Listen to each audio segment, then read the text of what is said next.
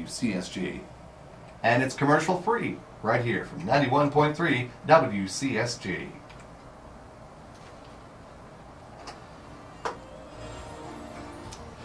My name is Chris Lemke, and I am the General Manager of WCSG here in Grand Rapids.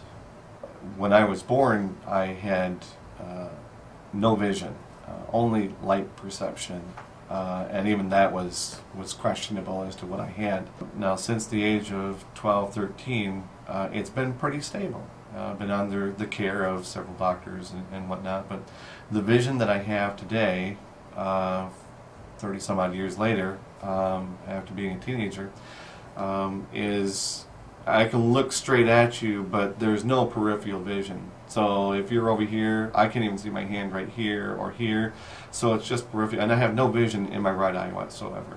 Legally blind is the disability with which I suppose you would classify me, but I mean, that's in the physical sense. So don't drive, you don't want me to. It's safe for all of us. Don't play baseball or things like that, but do manage to find it very rewarding to raise a family and have a great job and have a lot of friends and find other ways to take care of yourself. Most people wouldn't even know that I'm legally blind. Don't focus on the disability. Focus on what this individual can offer. To me, everybody has a disability. You know that most people are born without 2 ears? Because they don't listen to people. I've never used my vision as a disability. When the management decided to hire me, they hired me on my skill and my attitude and my passion for the job and the excellence with which I performed it. And the fact that I am legally blind was never a factor. It only became a factor when I had to do some copy reading and stuff like that, but because I had excelled in attitude and skill set and passion, the accommodation was very easy after that. The management team was willing to make that adjustment based on the other things.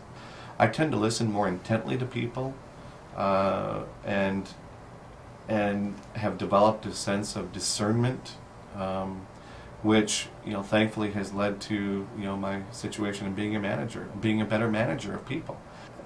The ability to listen more has really helped me in radio be a better student of the listener.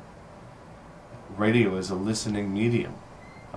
To me, it's all about what you hear on the radio, which fits great with where I am as a person.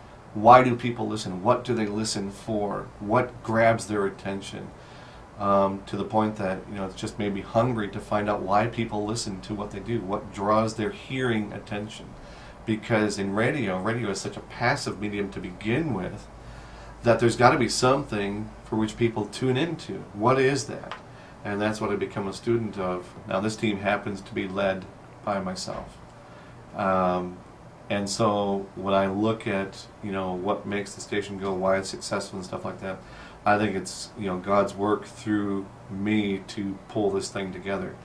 I'm just good. I hate to say that, but I am, and that's what pulls this whole thing together.